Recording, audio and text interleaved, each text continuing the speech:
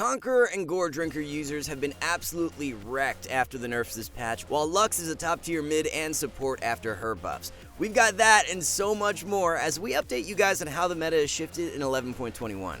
Our Challenger players spend hours playing and researching games in Diamond and below, while our analysts break down all the recent data to bring you guys the most accurate tier list for the majority of elos. But before we get into it, be sure to check out SkillCapped if you want to truly get better at League of Legends. We're the only service that offers a money-back guarantee if you don't climb at least 5 divisions while actively using our service. We do this because our service really does work, and if it doesn't work for you, you shouldn't pay. Learn more at the end of this video or click the link in the description below. Alright, let's jump right in. The first adjustment we will be making to the top lane tier list is moving Viego into B tier.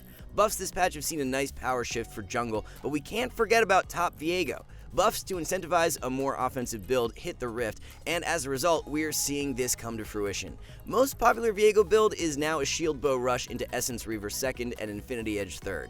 Build is quite literally full-on offensive with little durability, so it's high risk, high reward to say the least. Bruiser style builds are still perfectly viable, so if you prefer having some extra tankiness, then no worries. Just some options now that we wanted to make you guys aware of. One top laner who's seen a considerable power surge in 11.21 is Nasus. Although Nasus didn't receive any direct change, he's become indirectly stronger for the exact reason why we bumped Camille into OP tier. So many highly contested bruiser tops like Riven, Set, Fiora, Irelia, and Aatrox were hit hard by the Conqueror and Gore nerfs, which has opened the door for someone like Nasus to rise up. Nasus runs Fleet as his keystone rune and rushes a Divine Sunderer, so he isn't negatively affected whatsoever by 11.21 changes. As bruisers become weaker and are played less frequently, tank picks like Malphite and Sion see a spike in play rate, and those matchups are great for Nasus. Overall, Nasus is very underrated for 11.21 and a pick we would highly recommend, especially for the lower elos as he jumps up into S tier. Looking at the complete top lane tier list, we have a few more minor adjustments to fill you guys in on. We definitely expected the Gore and Conqueror nerfs to hit someone like Aatrox quite hard, but he's fallen even further than expected. Same thing in regards to Riven, as she's struggling mightily now after the nerfs. Aatrox and Riven are both sliding into B tier for mid-patch, as there are many stronger picks above moving forward. This is probably the biggest shakeup we've seen in a while for top lane, as picks like Urgot and Poppy, who have been forgotten most of Season 11, finally see the spotlight. Sion and Malphite are two really strong tank picks, while Teemo can be used as a super hard counter to many meta tops after his buffs. As for the OP tier, should really be no surprise that Camille and Tahm Kench continue to rise above all else and dominate the meta. Riot definitely overlooked the consequences of nerfing the majority of bruisers while leaving Tahm and Camille untouched. Our top 3 low elo recommendations include Urgot, Yorick, and Nasus. Highest in ban priority are Teemo, Darius, and Tahm Kench. One of the biggest losers in the jungle for 11.21 has been Kayn, as his overall power level dropped hard after indirect nerfs. Conqueror Kayn with Domination Secondary just ain't it anymore, yet the majority of the player base continues to run that setup. If you want to play Red Kayn, then run with Inspiration Secondary instead of Domination. Blue Kayn is what's seeing more success in 11.21 now though, with a Ghost Blade into Prowler's Claw build. Despite passive being removed on Gore, hits Kayn pretty hard, as he would gain a lot of benefit from it. Overall, Kayn is on the weaker end of the spectrum, so unless you're a one-trick, there are better options now, as Kayn is placed in B tier. Lee had a pretty good run on top of the meta for most of Season 11, but similar to Kayn, he's hurting bad this patch. Stat-wise, Lee players who build Eclipse are actually winning more than Gore Drinker now, which honestly isn't much of a surprise.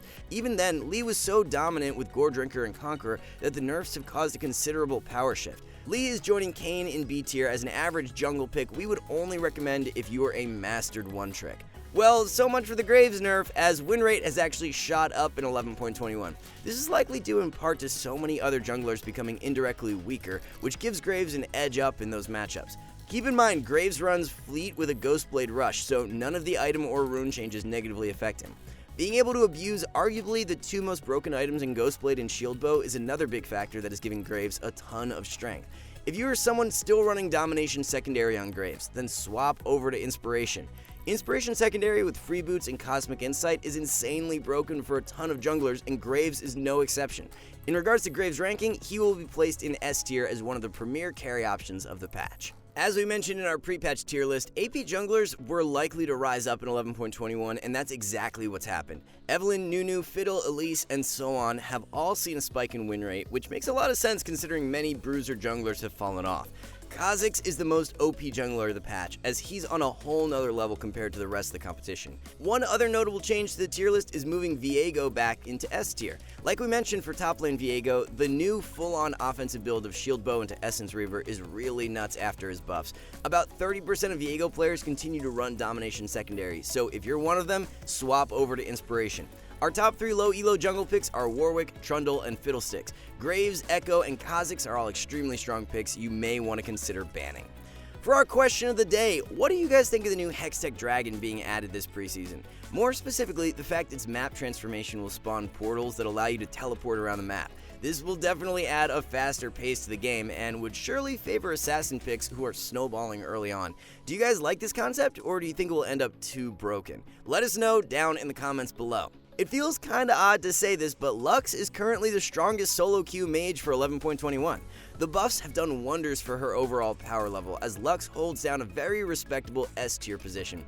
They weren't small minor buffs either, as Lux ultimate cooldown being 20 seconds less early on is huge for more consistent kill threat. Proccing passive feels so much smoother now as well due to the attack speed buff. As for most mages, you're still going to run into issues against mobile picks like Yasuo and Zed, so banning one of them out is a good idea. Yas especially, as his wind wall is such a hard counter. So if you enjoy playing mages and have been missing them in meta as of recent, Lux is a great option for solo queue now. Besides Lux finding much more success, our mid lane tier list is very stable for mid patch. Vex locks down the OP tier slot as the strongest carry pick. Tryndamere will be moved into B tier as his power level after the Gore Drinker nerfs has suffered quite substantially. Despite Uxion's nerf, he remains a top solo carry option, just not the OP pick from previous patches. Be aware that a Q max is a solid play now after the E nerf. Stat-wise, players who max Q are winning slightly more, but it comes down to the matchup in our opinion. In lanes where you have to play around all-ins and don't have the ability to poke very reliably, then maxing E is still great. If you're in melee matchups though, where you can constantly punish with Q poke, it's a good idea to max first. The best low elo picks for mid lane are Darius, Malzahar, and Annie. A few good bans to consider are Vex, Zed, and Uxion. For the first time in ages, Xayah is actually in a good spot for solo queue. 11.21 buffs have given Xayah the push she needed to move into a solid A tier positioning. There is a new setup going around as well, which we will share with you guys in tomorrow's video that provides even more strength to Xayah. In games where the enemy comp picks heavy dive or assassins, then using Xayah as an answer is a great idea now. For an update on Jinx, she has been performing exceptionally well as a strong S tier pick as a result of her buffs. A bit of a head scratcher as to why she was even buffed in the first place, but nevertheless a top tier carry for 11.21. One thing to keep in mind is that Conqueror nerfs have left the rune in a suboptimal state for Jinx, so make sure you're running lethal tempo now. Inspiration secondary is winning a lot more than Domination 2 after the Ravenous Hunter nerfs. Running down the complete ADC tier list, we have MF, Vayne, and Jhin as the most reliable carry options.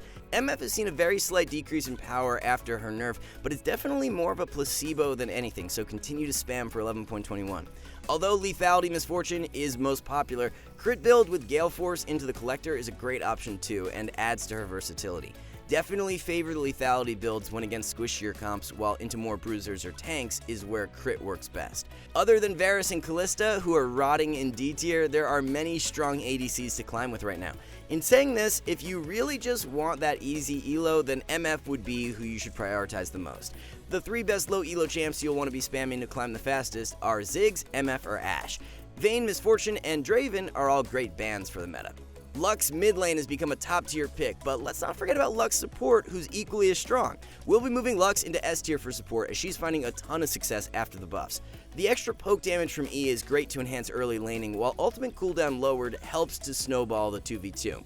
With MF, Jhin, and Jinx in meta, it's perfect for Lux to thrive. If you can land a bind at level 6, it's a guaranteed kill, as those champs have extremely strong follow-up potential. You'll be building Lux the same as you would for mid lane with Eluden's Rush, so carry power and ability to make plays by yourself is great. If you can land a bind on a squishy and follow with your full combo, all your ADC has to do is throw in one auto, which isn't all that difficult. So if you're looking to add a strong ranged carry support to your champion pool, Lux is the best option now. Breaking down the support tier list, we have Nami, Soraka, Blitzcrank, and Amumu ahead of everyone else as the best carries. One notable change is moving Bard from S into A tier. Bard has been an extremely good Guardian abuser in previous patches, so with the nerf in 11.21, it has led to a decrease in strength. We've seen Teemo support popping up a little more after his buffs this patch, but his carry power as a support is pretty weak. Top Teemo is miles better than support, as the squishy short-ranged nature doesn't bode too well against heavy engaged CC picks like Nott and Leona. Other than that, the support meta is quite stable, as there were no heavy changes directed at the role for 11.21. To climb low elo the fastest, you should have one of Soraka, Blitz, or Zyra in your champion pool. High on the ban list this patch should be Amumu, Blitzcrank, and Soraka. Alright guys, before we wrap this up, let's tell you a little more about SkillCapped. So, we offer a 5-division rank up guarantee, and think that's a pretty crazy thing to offer. It's like a gym membership guaranteeing you'll get ripped. Your local gym would go bust if they offered that, right? Not us. We've offered this for years because our service really does work. It works so well, in fact, that we're able to produce by far the largest catalog of premium league guides on the internet. We add over 20 videos a week, with over 1,600 guides curated into over 100 courses no one can compare. We've also sent Challenger players into Elo Hell 714 times and counting, where they commentate how to carry live. They also respond to all questions asked. Sign up today for as little as $4.99 a month if you are serious about improving. Alright everyone, that's going to conclude our update on how the meta is shaping out midway through the patch. Thanks so much for watching, good luck in solo queue, and we'll see you back soon.